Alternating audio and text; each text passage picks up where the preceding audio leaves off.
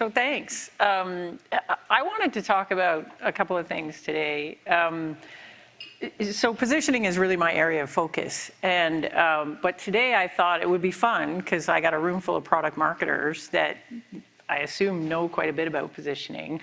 And today I wanted to talk about how do we take positioning and translate it into a story, and specifically how do we translate it into a story that works for the sales team, because I think particularly in B2B that matters a lot.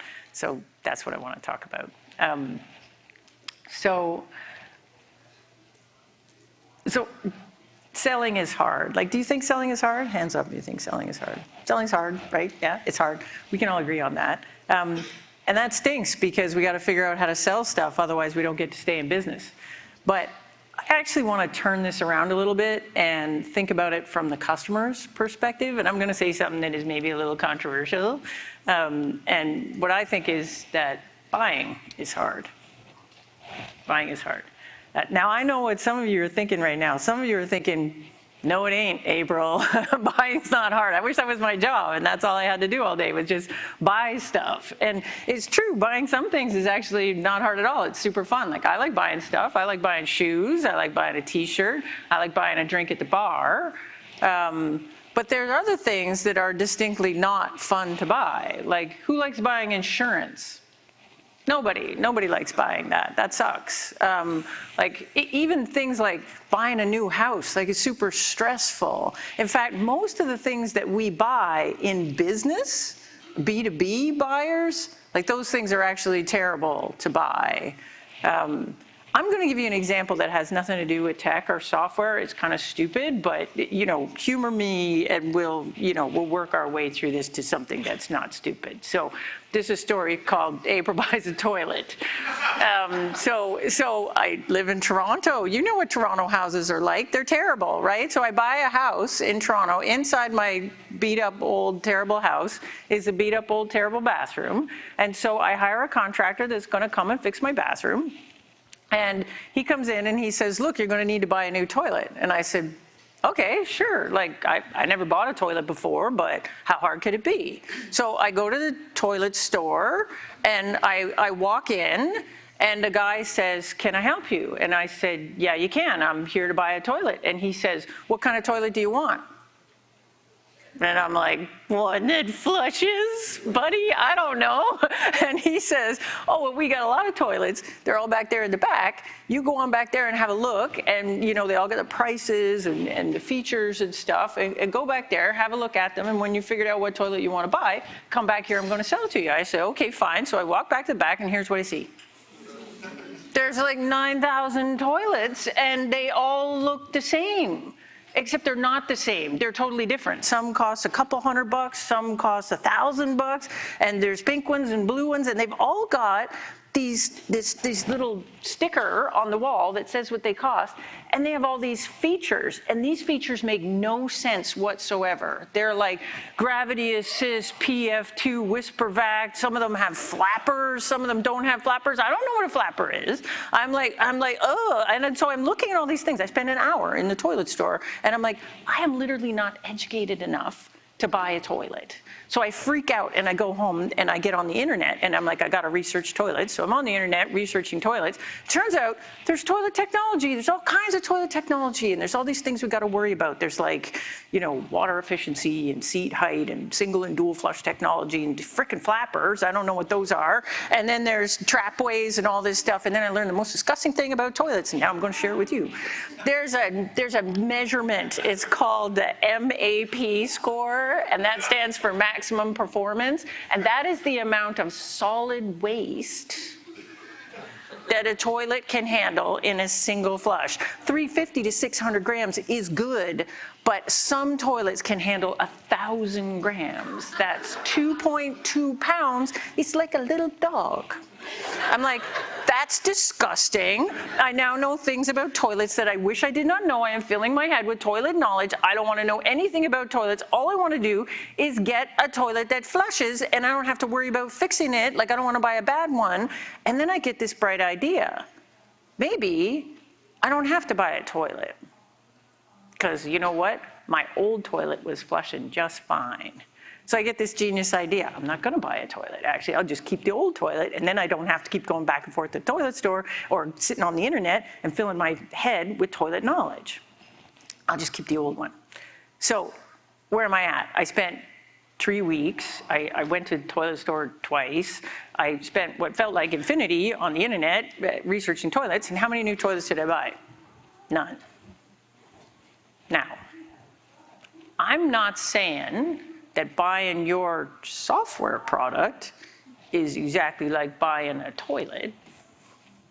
Yeah, actually I am. That's exactly what I'm saying. I'm saying it's worse. I'm saying it's worse. Like, it's way worse. Like, I know what a toilet is. I am, in fact, a pretty much lifelong toilet user. Like, we know what a toilet is. You're generally selling a thing where that is not the case.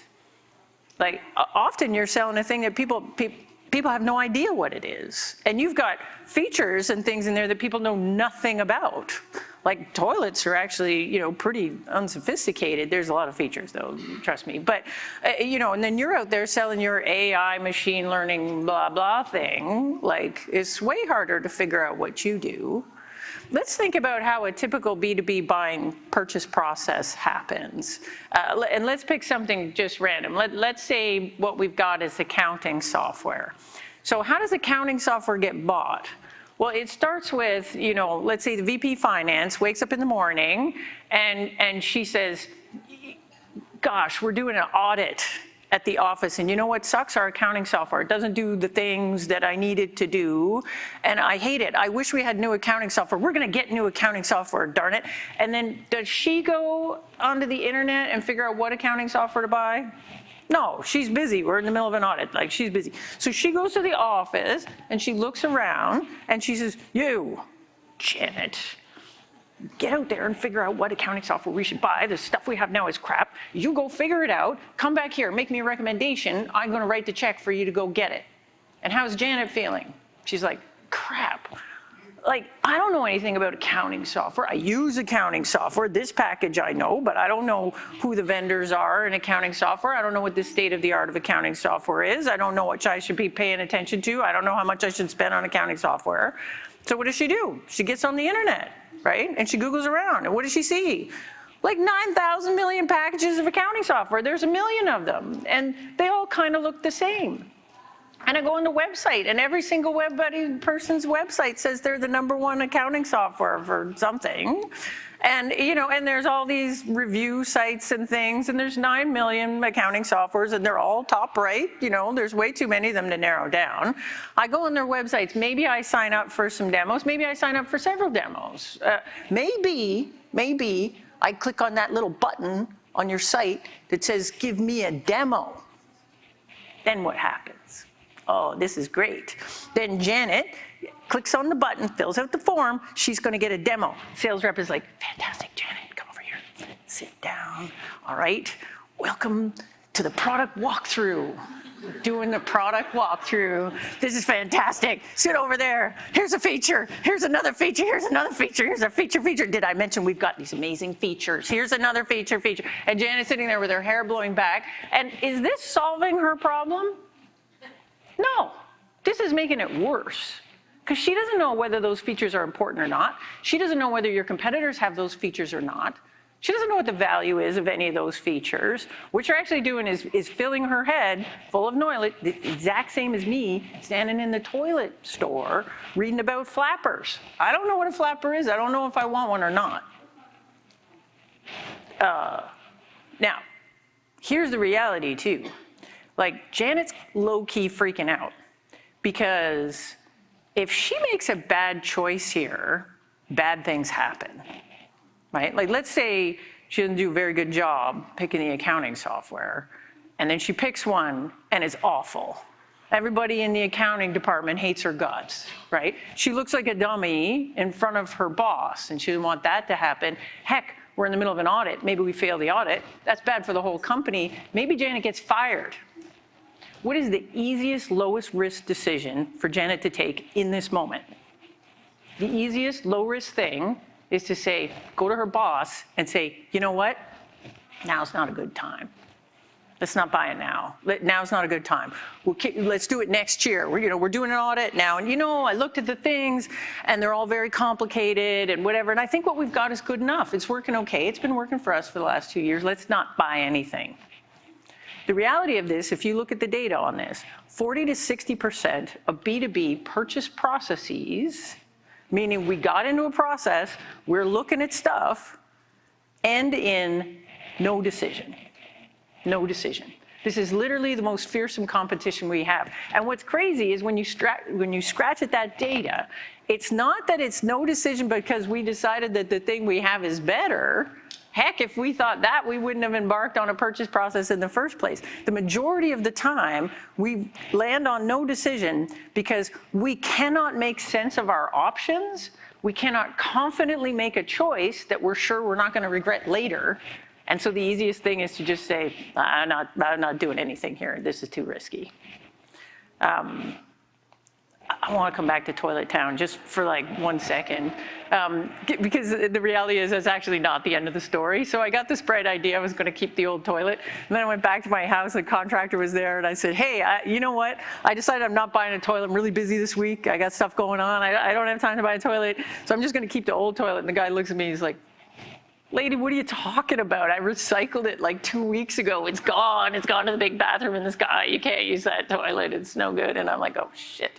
So and he's like, oh, by the way, I need the new toilet, and I need it like now. So, oh, man, I got to go back to the toilet store. So I go back to the toilet store. I go to toilet store number 3. And I meet this guy. His name is John. Come on, that's funny. A guy named John works at it now. So his name is John, and I walk in, and he says, can I help you? And I said, yeah, John, you can. I cannot leave here today without a toilet. I got to get this toilet thing sorted out. And he says, oh yeah, buying toilets are hard, right? And I was like, hard, John, this has been shit. It's been shit. And he says, we don't use that word here, ma'am. Solid waste. All right, it's been solid waste, John. Let's get this toilet thing going. He says, look, no problem. I'm going to teach you how to buy a toilet. There's only 3 things about toilets that you got to know: quality, aesthetics, and price. And I'm like, okay, teach me how to buy a toilet. He says, well, okay, notice how these ones are all cheap, these ones are all expensive, and these ones all over here have a different set of features than these ones. So they're talking about flappers and whatever. The high quality toilets have features that allow them to do more flushes before they break. Low quality toilet doesn't have all those fancy features. They're going to break faster. And I'm like, who the heck buys a low quality toilet? He says, actually, if it's not your primary bathroom, the toilet barely gets flushed. It'd be overkill to buy one of those expensive ones. You should buy it cheap. Maybe it's for your cottage or something. But if it doesn't get flushed too much, then buy one of these. They're perfectly fine. It'll last you more than enough. You'll never have to think about the toilet. And I said, hey, that's interesting. So actually, this is my primary bathroom. So I don't want one of those low quality ones. I want a high quality. He said, great. Don't look at any of these. Look at these.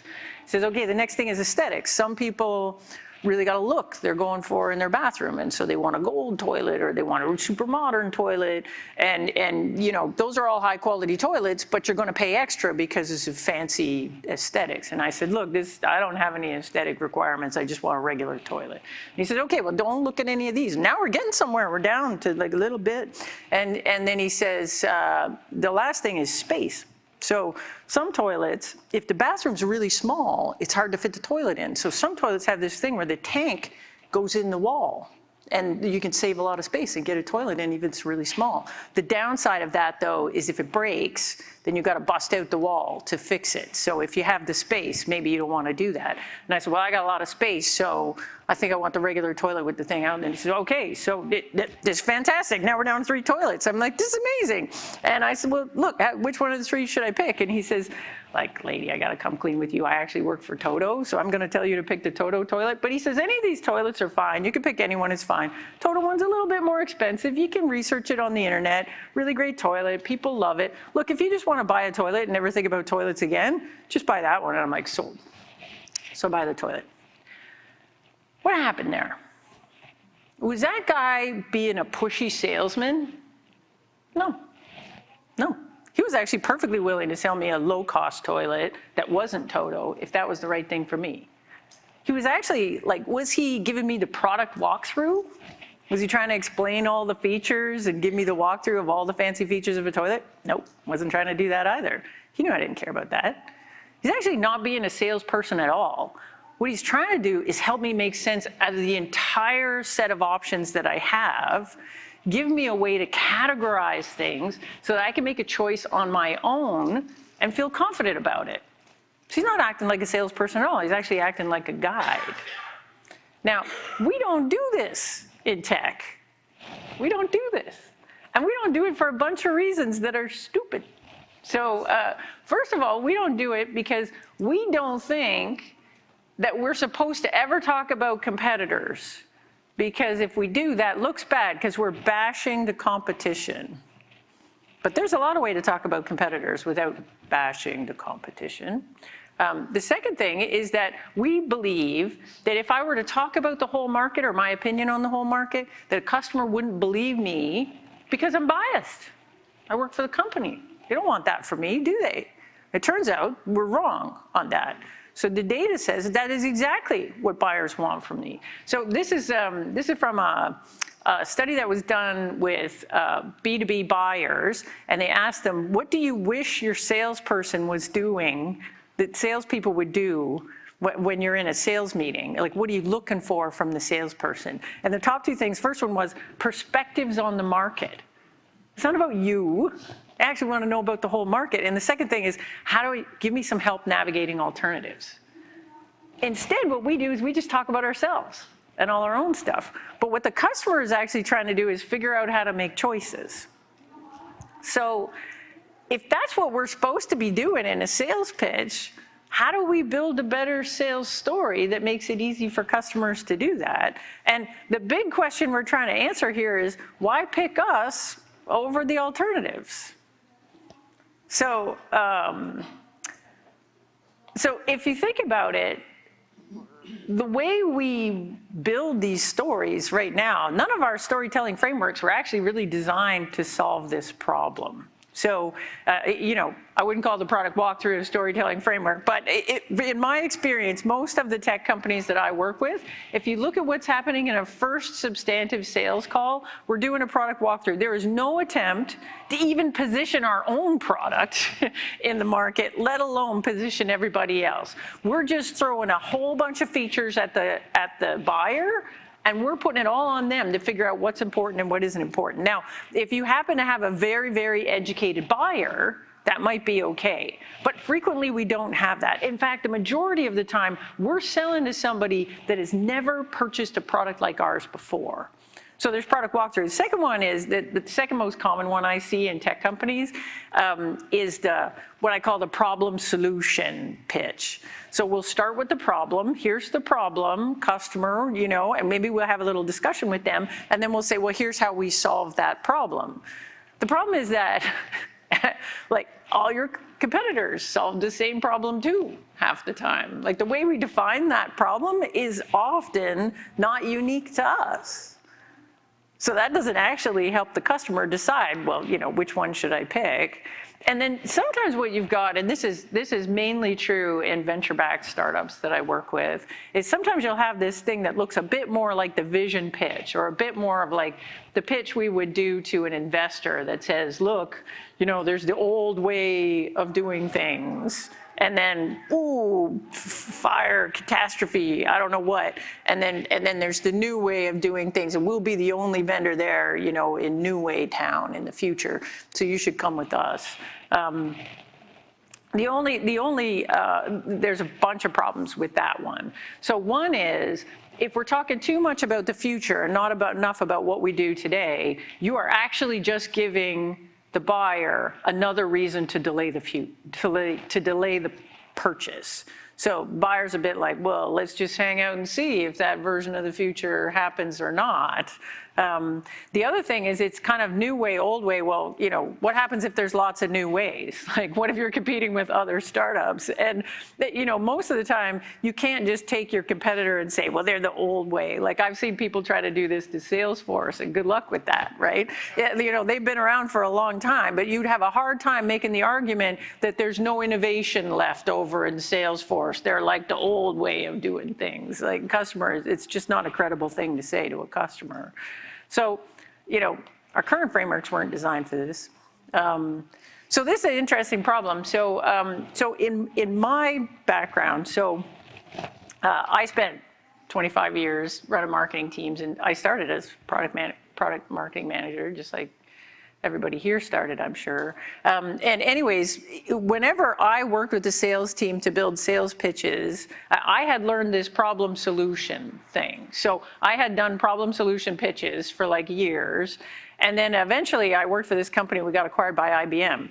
And so I was launching a new product there, and part of the product launch process was I had to build a sales pitch deck for the sales team. And so my boss came in and said, oh, you got to build this sales pitch deck, and we got a methodology for doing that. And he delivered the binder in my office, and the binder was like this fat. And it was the 59,000 step IBM process for how to build a sales pitch deck. And I was like, oh man, this is gonna suck. And so I looked at this thing, and like most things at IBM, I felt like maybe it was a little over-engineered. And there was a lot of things in there that were very specific to IBM. Our average deal size was 10 million bucks and things like that. But there were a bunch of really genius things in there, at least I thought. One of the things that really struck me, and you could see it when you watched the IBM salesperson pitch, they never started with the problem. They certainly never went in straight into the product and started showing the product, never. They always started with their insight on the market.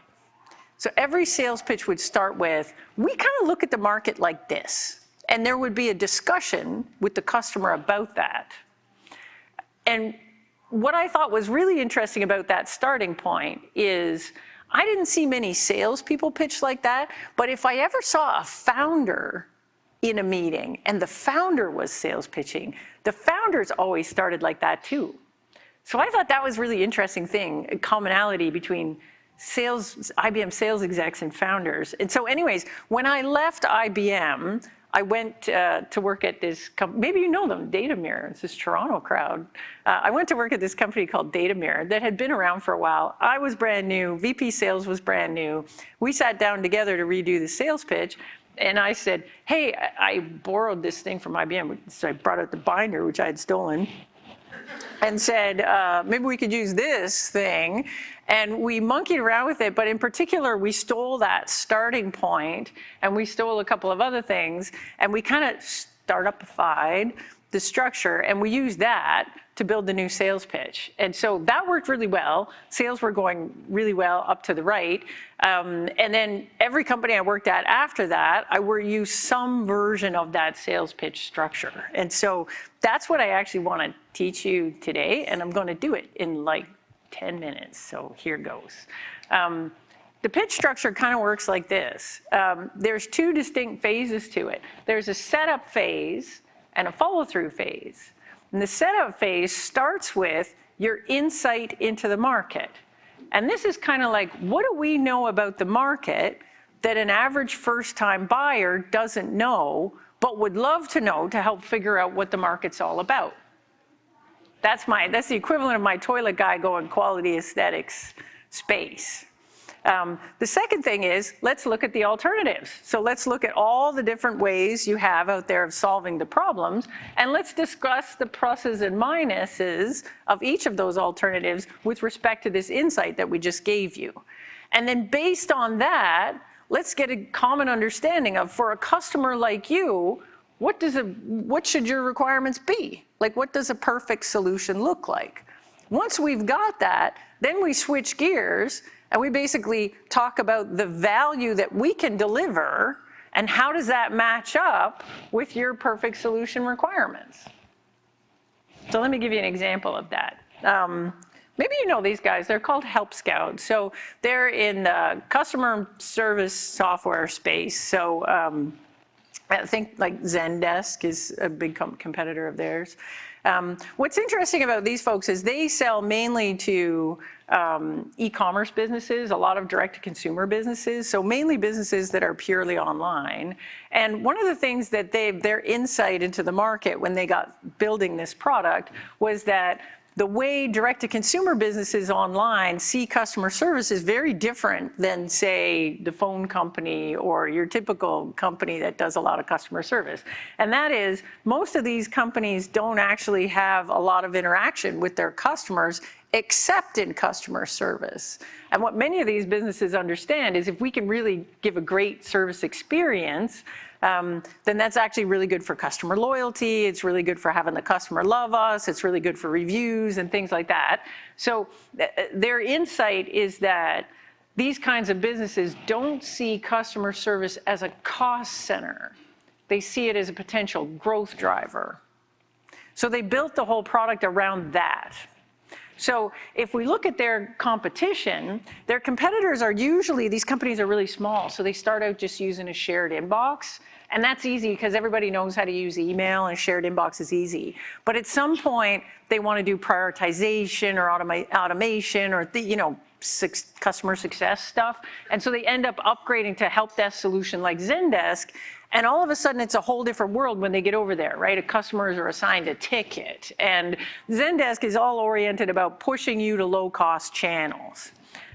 So anyways, that's the situation. So let's say I click the button on the website for Help Scout, and I get the demo. So what would the product walkthrough look like? The product walkthrough would look like this. Hi, here's Help Scout. Here's how you get started. Look at this, we got a shared inbox. This is how it works across channels. This is how you do assignments and prioritization. Look at these workflows and integrations, blah, blah, blah, blah, blah. Does that help me understand why I should pick this over Zendesk? Not really. Like some of those features sound the same as Zendesk. Does it help me understand why I might pick it over an inbox? Sort of. There's a few other features there, but I'm not really sure. It kind of looks like a shared inbox too. So this isn't actually doing what the customer needs it to do. Now let's do this other pitch instead. So instead, if I did this sales narrative where I have a setup, instead of just jumping straight into the product, I would start with my insight. So I would come in and say, hey, you're an online business. We work with lots of online businesses. Here's what we've seen. Online businesses often look at customer service in a different way. They see it as a growth driver versus a cost center. Do you agree with that? Now, they actually have a few slides here that have amazing statistics on that, like how much it can grow if you give a great experience in customer success, all that stuff. But a lot of their prospects will come in and say, yeah, like you don't have to convince me of that. We already believe that. And they go, great, okay, so let's look at your alternatives. So maybe you're going to use a shared inbox. That's great because it's easy. And if you don't have a lot of customers and you don't have a lot of customer success volume, then that actually works fine. The problem is when you start to grow, it doesn't have you don't have any customer service features. So if you want to do that, what happens? Well, then what we see is our customers then try to upgrade to help desk software. And that's great, has all the features, has all the bells and whistles, stuff you want to do. The problem is, one, kind of hard to use. So your success people are going to have to get ramped up on that. Two, kind of expensive. And three, there's this focus on cost reduction. So it's trying to push people to a low-cost channel. It assigns your customer a ticket number. Like, is that a good experience? So you're getting all this customer service functionality, but it's coming at the cost of customer experience, which is bad. So in a perfect world, you, customer, would have something that's easy to use and adopt, just as easy to use as a shared inbox, right? All these advanced features that you want in service so you can grow into it, but it's organized from the beginning to deliver an amazing customer experience that drives growth, right? Now here's the critical point in the pitch, right? So I just did the setup. I haven't even talked about Help Scout yet. I'm just doing the setup. So at this point, I get to the end of that and say, hey, this is what you want, right? The customer is either with me or they're not. If they're with me, I got them. Like all I got to do is prove that we do that stuff. If they're not with me, well, I've either done a bad job of the setup or I've actually disqualified the customer. If they're like, no, you know what, we actually see it as a cost center and we actually are just trying to drive costs out of it, well then I might as well just disqualify that deal right now because Zendesk is actually a better fit. But if you lean across, you've got a qualified prospect there, and you say, hey, don't you think you want this? And the prospect actually leans in and goes, yeah, actually I do want that. And you're like, great, let me tell you how we do that. So, you know, we're Help Scout. We're customer success software that delivers an amazing experience. Here's our value. First of all, really super easy to use. Let me show you the inbox. This is how I'm doing the demo now. The whole demo is oriented around showing how I meet those 3 points of value. So I show the inbox with the idea, like, look, it's really easy to use and adopt. The second one, advanced features that you can grow into. Look, here's how you do prioritization. Here's how you do workflow. Here's how you do whatever. And then the last bit is this idea of customer experience. Look, we don't assign your customer a ticket. Look, we allow your customer to pick which channel they want to work with you in. Totally different way of doing the pitch. And way, way, way more effective in helping a customer make a decision. So we have the setup thing, and then we follow with the follow through. Now, how do we actually build one of these? A really good pitch starts with good positioning. So the inputs to this sales pitch come from your positioning. So if we think about it, what the sales narrative is actually doing is positioning your product in a market of alternatives. Even more specifically, you're not just positioning yourself, you're positioning everybody else too. I've thought a lot about positioning. I don't know if you guys know this or not, but I have a methodology that I like to use for doing positioning where we break it down into 5 component pieces, which are competitive alternatives, differentiated capabilities, differentiated value, the value we can deliver that no one else can, what our best fit customer segments are, so who really cares a lot about the value that only we can deliver, and what's the market we're going to win. I'm not going to spend all day on this one because I don't have time. And 2, if you want to go way down the positioning rabbit hole, I wrote a book about that.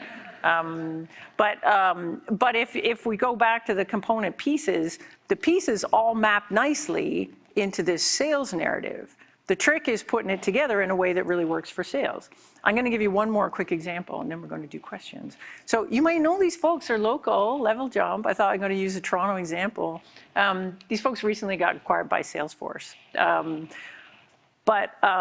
So Level Jump, they do sales enablement software. So who do they compete with? Well, most people do sales enablement software. It's like training for your sales rep. You hire a new sales rep, you got to get them up to speed. This is the training stuff to do that. Horrible market. So many competitors. Oh my God, everybody's got $1 billion in VC. It is a market you would not want to be in. These guys decided to get into it. So anyway, so they're in this market. Who do they compete with? Well, most folks, little companies start with putting sales material on a shared drive. That's fine if you only got a couple reps and you don't have too many materials.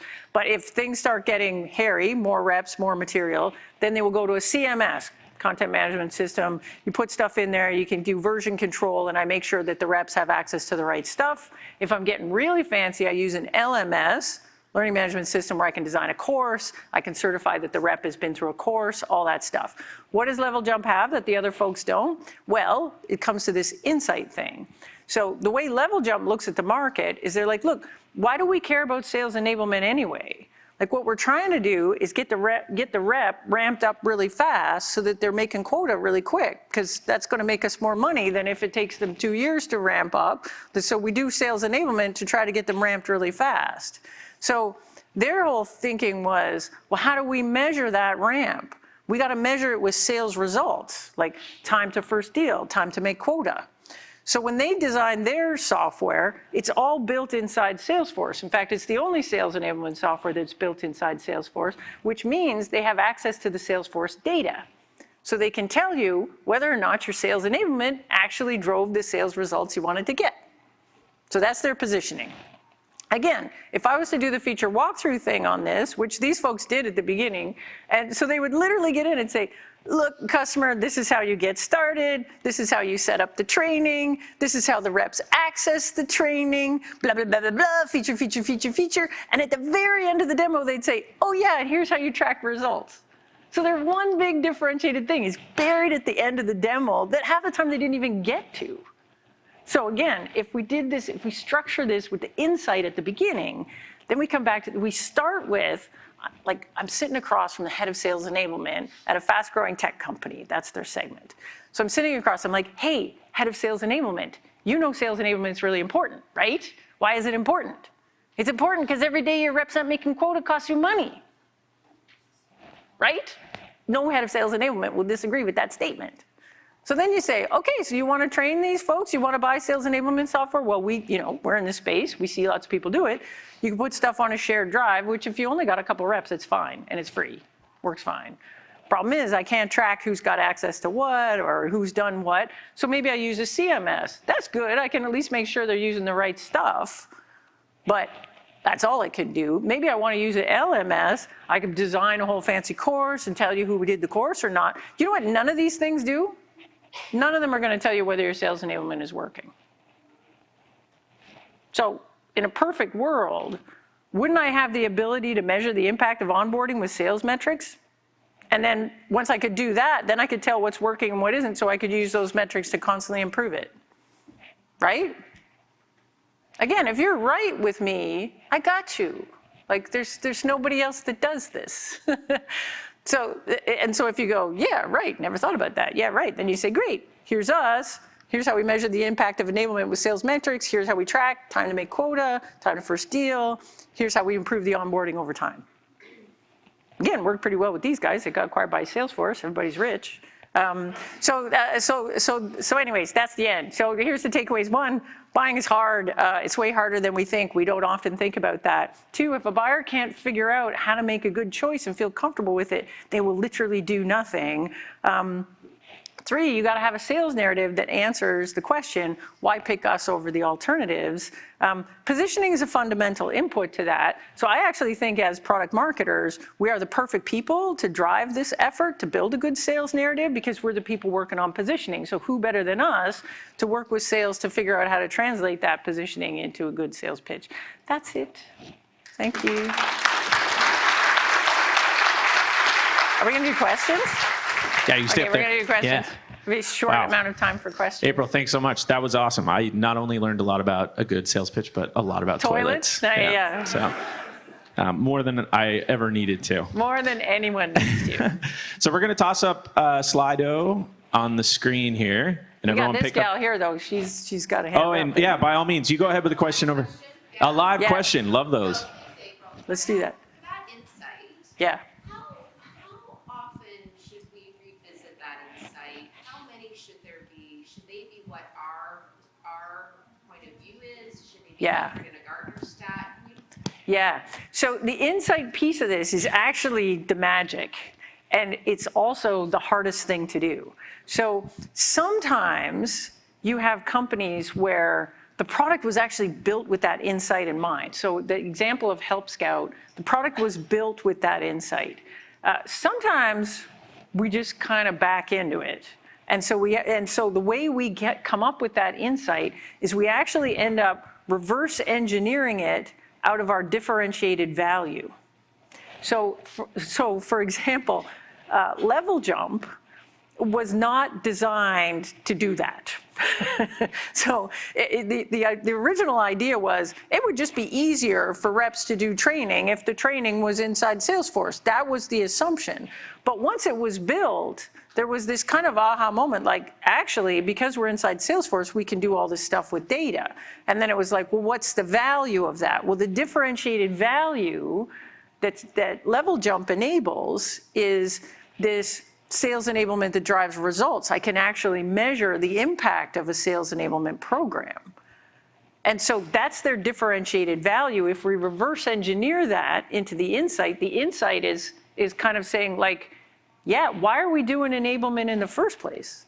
So the insight is often kind of the problem inside the problem. It's often the root cause of what's actually causing the customer pain. And if we don't know that, like if it isn't just something that we talk about at the company, like we know it and we can articulate it, we can get to it by going through a positioning exercise, getting to our differentiated value, and then taking a step back and saying, what does a customer have to understand in order to understand the importance of this thing that only we can do? You're welcome. Great answer.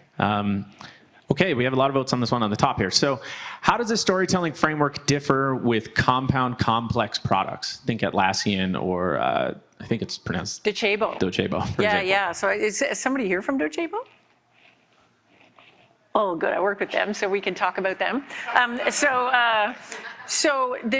let's take Docebo because I know that one because I did some work with those folks. Awesome company. So they've got like a suite of products. So it isn't just one product, there's a suite of products. So we have this kind of interesting situation in positioning when we have multiple products. So each individual product, if you can buy them separately, has their own positioning. But then there's also this why work with Docebo positioning, like why would you buy anything from us? And in the case of Docebo, they actually want to sell you the whole suite, like we would prefer if you just buy the whole suite. And so in their case, they actually have a point of view around what, and what they sell, by the way, is an LMS plus. And so what their whole suite delivers is the end-to-end learning life cycle.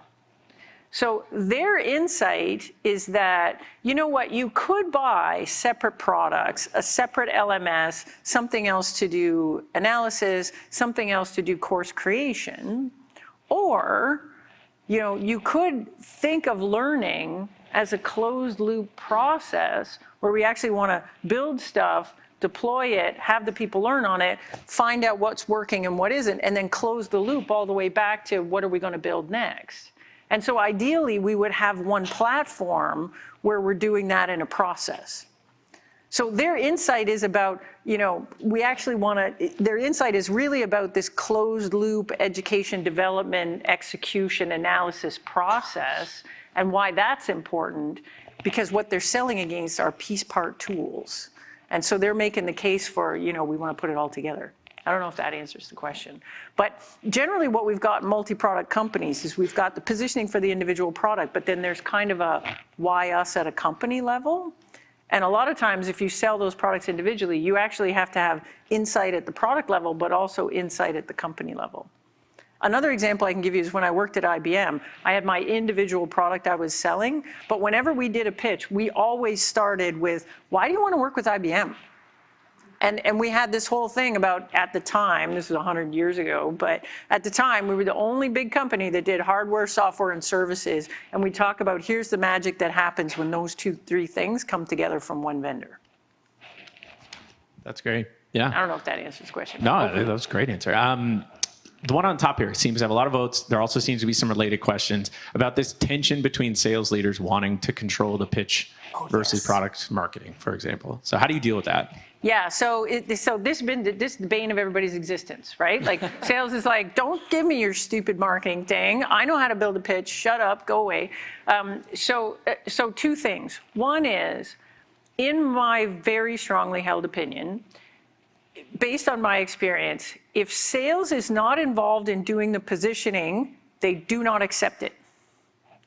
So you have to have sales involved when you are creating the positioning. Otherwise, they think it's bullshit. They frankly just won't understand it. So you cannot do positioning, even if you don't want to touch the sales pitch, you can't even do positioning and throw it over to them and say, make your own pitch, but it's got to line up with this. Never going to happen. So what you actually want to do is this. So this is my process, what I used to do when I was a VP marketing. So sales is involved in building the positioning. Therefore, sales understands how we got to the differentiated value that we got to. Then we're going to translate that positioning into a sales narrative. And so I would use the structure that I just showed you guys today, but that would be joint. It would be me and usually it was me and the VP sales sitting down together, building the deck. And so it would be deck, demo, script, but it would follow this structure. So we'd build that together.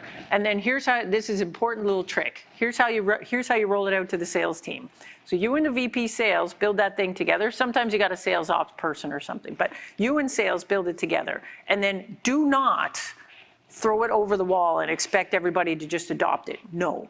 What you do is you pick your best salesperson, bring your best salesperson in, train them on the pitch, and they're going to hate it because all salespeople hate new pitches because they like the old pitch, even if it's shitty and doesn't work, because they're used to it. right? They got their little jokes and their timing and their whatever, so they don't want a new pitch because it's new. And so I pick my best salesperson, I force them to learn the new pitch. They hate it, they're grumpy about it. And then we train them, they have to pitch to us, me and the VP sales, whatever, we train them on it.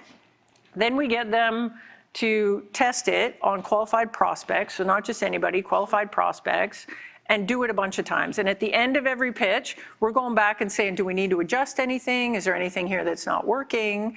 And after we've done that a few times, eventually what'll happen is that sales rep will come to me and say, you know what, I think we're done adjusting it, it's good, and importantly, I'm not going back to the old pitch, I think this works better. If you get that, then you've got it. Then what you do is you take that sales rep, you record them doing the pitch, so you have that for training, and you make that rep train everybody else. Because marketing trying to train sales, it's bad. So then you make that rep, and that rep has a little bit of cred with your team because it's your best rep. And so if your best rep stands up and says, actually, this is a better pitch, I used it to get these 4 deals into the pipeline, blah, blah, blah, you should do it too, then you have a better chance of the thing sticking. That's my advice on that. That's awesome. One thing we actually did kind of to that too is like as a next step, what we recently did was we actually ran an internal competition where the reps then would come in with that pitch. I love it. And we had them compete basically, and it got down to like a kind of a bracket system, and then the winner got a prize. So they all got fired up about that. Yeah. I like that. That's cool. Cool. We have time for one more question. Can you provide, oh, sorry, I lost it. Here we go. Can you provide more detail on how to point out the flaws in your competitors? Yeah. So this is one of these things. So, so first of all, we can't just lie. Like we can't just say they suck because they're mean. So we actually have to whatever we say is true. But at the same time, we don't have to be smoking our competitors' marketing, right? So your competitors will often say things that you're like, okay, that's true, but, right? And we know it. And so we are absolutely allowed to call out our competitors on that. So for example, if I think about Shabo, the one I talked about before, they have this nice suite that does everything and it all works together and blah, blah. They've got a competitor that kind of says they do that. Like they kind of make it sound like they have this end-to-end thing, except 2 pieces are with partners and the pieces that they do have all came through acquisition and don't actually talk to each other. But they say, ooh, we have a suite. So it's a suite only in terms of, that's my phone, that's so embarrassing. Thank you. I had it turned down as opposed to, anyway, so in their pitch where they're talking about the pros and cons of the alternatives, they're talking about, they'll actually just say, we have competitors out there that seem like they have a complete suite, but what they actually are independent products very lightly packaged together. But the important thing is they don't share the same metadata. So now you've taught the customer that. So the customer knows to ask that question when they're in with the, because what the competitor says is technically it's true. Like, yes, we have a suite, meaning you can buy it all for one price, but it's not a suite in the way you want it to be a suite. And so we are absolutely allowed to educate customers on that. Like where your competitors are stretching the truth a little bit, maybe misrepresenting what they do a little bit, you can do that. Mainly what you're trying to do is say, look, like they're great, they're just not for you, right? So you'll have some things out there, like you'll have mid-market competitors that are trying to creep up into enterprise and they can't scale. They don't do enterprise level support. They don't do X, Y, Z. And so you just call that out. And you say, look, if you were a smaller company, I'd tell you to go with them.